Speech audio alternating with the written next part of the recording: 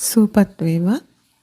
අද මම ඔයාලට පැහැදිලි කරන්නේ චේතෝ විමුක්තිය සහ ප්‍රඥා විමුක්තිය පිළිබඳව. චේතෝ විමුක්තිය නිවන් මඟ කියන එක සමාජයේ වැරදි මතයක් තියෙනවා. නමුත් නිවනට උපකාර වෙන්නේ යථාබෝධය තුළින් මාර්ගඵල ලබා ගනිමින් ප්‍රඥා විමුක්තිය සපුරා ගැනීම. එය ක්‍රමානුකූල පටිපදාවක්. චේතෝ විමුක්තිය බුදුරජාණන් වහන්සේ කෙනෙක් සිටීමට පෙරත් හින්දු ක්‍රමයට අනුව විවිධ අභ්‍යාස ක්‍රම මගින්, විවිධ යෝගා ක්‍රම මගින්, මන්ත්‍ර ජප කිරීම මගින් එවැනි විවිධාකාරයෙන් චේතෝ විමුක්තිය ළඟා කර ගැනීමට පුද්ගලයන් දැනගෙන හිටියා. බටහිර රටවල් වල පවා චේතෝ විමුක්තිය ළඟා කර ගැනීමේ ක්‍රියාවලිය සුලභ කාරණාවක්. ඒ වගේම ස්වභාවිකව චේතෝ විමුක්තිය ලැබීමේ ක්‍රමයකුත් තියෙනවා. ඉවසීමෙන්, කරුණාවෙන්, මෛත්‍රියෙන් ජීවත් වෙන පුද්ගලයෙකුට ක්‍රමානුකූලව ඒ පුද්ගලයාගේ කර්ම, ඍණාත්මක කර්ම ගෙවී යාම මගින් ඒ පුද්ගලයාගේ සුදු කිරණ ශක්තිය ක්‍රමානුකූලව වැඩිවීම මගින් සමතයකට පත්වීමේ ක්‍රියාවලියක්. ඉතින් එතනදී යම් යම් ඍණාත්මක සංසාර ණය ගනුදෙනු සමතයකට පත්වීමේ ක්‍රියාවලියට ඒ පුද්ගලයා කාලයක් ඉවසීමෙන්, කරුණාවෙන්, මෛත්‍රියෙන් මුහුණ දීමේදී කලු කර්ම ගෙවී ගොස් ද්වේෂයට, වෛරයට අදාළ වූ ශක්තියින් පිරිසිදු වී ඒ පුද්ගලයාගේ චේතෝ විමුක්තිය ළඟා කර ගැනීමේ හැකියාව ලැබෙනවා. බොහෝ ආගම්වල මෙම ක්‍රමය පිළිබඳව පැහැදිලි කරලා තියෙනවා. මෛත්‍රියෙන් ජීවත් වීම ගැන බොහෝ විට කතා කරන හේතුව ඒ හරහා ක්‍රමානුකූලව සමතයකට පත්වීම හරහා විමුක්තිය ළඟා කර ගැනීමේ ක්‍රියාවලිය. නමුත් ඒ සඳහා දීර්ඝ කාලයක් පුද්ගලයෙක්ට ගත වෙනවා. ඒ වගේම විවිධ අභ්‍යාස ක්‍රම මගින්, යෝග අභ්‍යාස, මන්ත්‍ර ජප කිරීම මගින් බොහෝ විට හින්දු ක්‍රමයට අනුව චේතෝ විමුක්තිය ළඟා කර ගැනීමට ඔවුන් විවිධ ක්‍රම භාවිතා කරලා තියෙනවා. මෙහිදී ඇත්තටම චේතෝ විමුක්තිය ළඟා කරගත්ත පුද්ගලයෙක්ගේ රාග ද්වේෂ තත්ත්වයේ යටපත් වීමක් තමයි සිදු වෙන්නේ. නමුත් මෝහය ඒ පුද්ගලයා තුළ පවතිනවා. ඉතින් ඕනෑම අවස්ථාවක අලු යට තියෙන ගින්දර වගේ මේ රාග ද්වේෂ තත්ත්වය නැවත ඒ රාග ද්වේෂ තත්ත්වය ඇතිවීම සඳහා බලපාන සිද්ධියක් ඔස්සේ රාග ද්වේෂ තත්ත්වය ගින්දරක් වගේ මතුවීම තුළ ඒ පුද්ගලයා සතර අපාගත වීමේ හෝ හැකියාවක් තියෙනවා. චේතෝ විමුක්තිය ළඟා කරගත්ත පුද්ගලයෙක් බ්‍රහ්ම තලයට තමයි ඇත්තටම සම්බන්ධ වෙන්නේ. නමුත් බ්‍රහ්ම තලයක ඉපදුනත් ඒ පුද්ගලයා මරණින් මතු නැවත අපාගත වීමට හෝ හැකියාවක් තිබෙනවා, මෝහය දුරු කරලා නැති නිසා. ඒ වගේම රාග ද්වේෂ මෝහ තත්ත්වය උදුරා දමලා නැති නිසා. ඉතින් එතනදී ප්‍රඥා විමුක්තියේදී සිද්ධ වෙන්නේ ක්‍රමානුකූලව යථාබෝධය තුළින් රාග ද්වේෂ මෝහ උදුරා දැමීමේ ක්‍රියාවලියක්. නැවත දලුලන්නේ ඉඩ නොදී ඒ අනුව කර්ම බීජ නිමා කර ගනිමින් නැවත නැවත කර්ම බීජ නිර්මාණය කිරීම නැවැත්වීම හරහා ඒ සඳහා අනුස්සති වැඩිම, සතර කමඨහන් වැඩිම, මෙවැනි භාවනා ක්‍රම තුලින් මාර්ගඵල ළඟා කර ගනිමින් විමුක්තියට පත්වීමේ ක්‍රියාවලිය නිබ්බාන වීම තමයි ප්‍රඥා විමුක්තියේදී සිදු වෙන්නේ.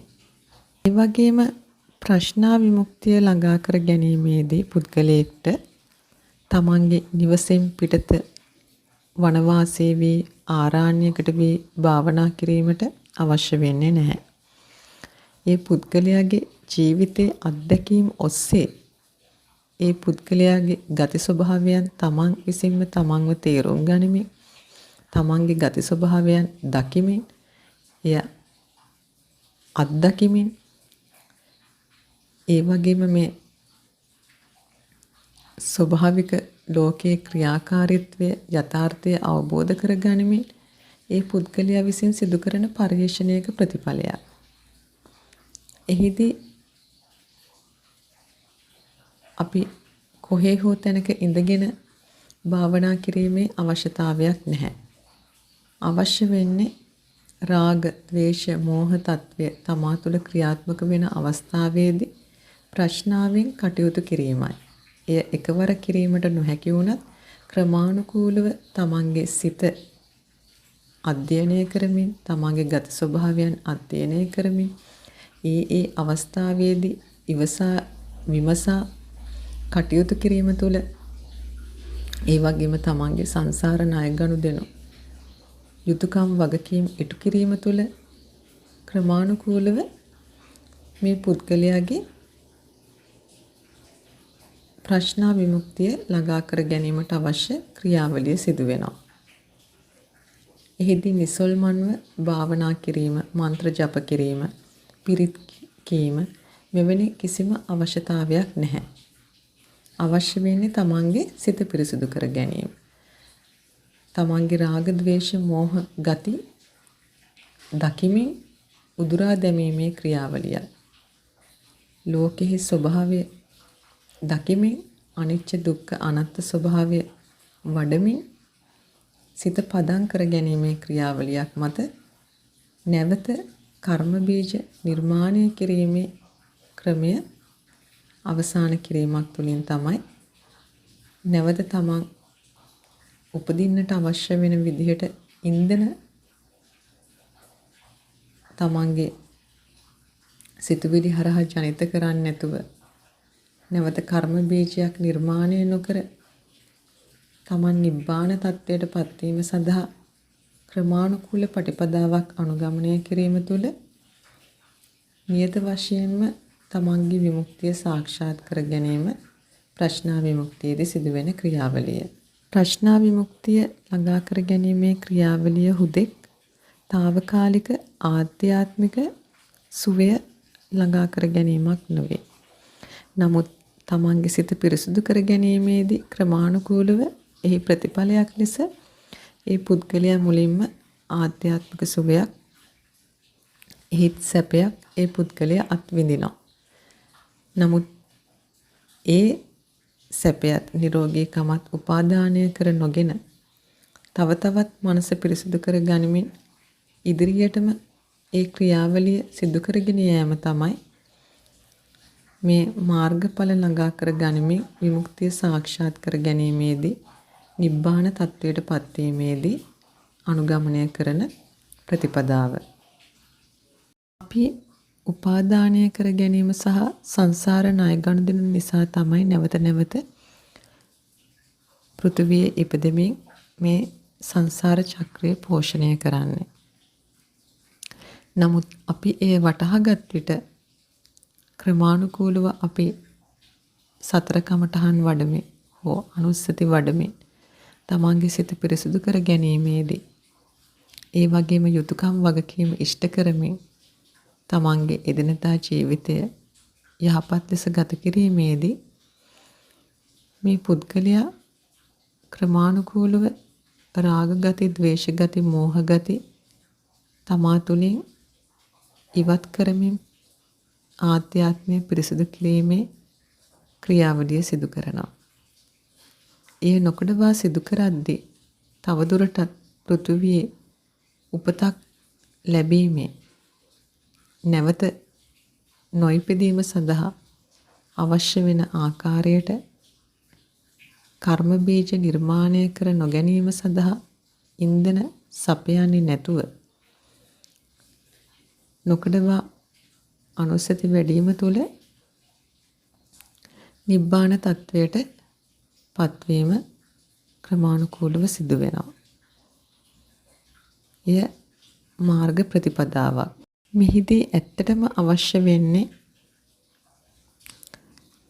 අපේ ගති ස්වභාවයන් හඳුනා ගනිමින් ස්වභාව ධර්මයේ ක්‍රියාකාරීත්වය හඳුනා ගනිමින් යථාර්ථය අවබෝධ කර ගනිමින් අපි ප්‍රිය කරන අප්‍රිය කරන මේ සියලු දේම එකම ශක්ති ප්‍රභවයක ක්‍රියාකාරීත්වය තුළ නිර්මාණය වෙන දේවල් බව අවබෝධ කර ගැනීම තුළ ක්‍රමානුකූලව අපේ මෝහය අපේ මෝහ අඳුර දුරු වීම සිදු වෙනවා.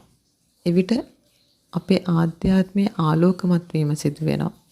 කළුවර කාමරයකට ආලෝකය ආවහම අපිට ඒ කළුවර කාමරයේ තියෙන සියලු අඳුරු තැන්, දූවිලි, අපිරිසුදු තැන් හැමදේම පේන්න ගන්නවා වගේ මෙතනදිත් අපිට අපි තුල තියෙන මලකඩ තට්ටුව අපේ මෝහයෙන් වැහිලා තියෙන අපේ අනුවණකම නිසා අපි නිර්මාණය කරගන්න පෝෂණය කරන මේ ගති ස්වභාවයන් හඳුනා ගැනීමට අපිට හැකියාව ලැබෙනවා.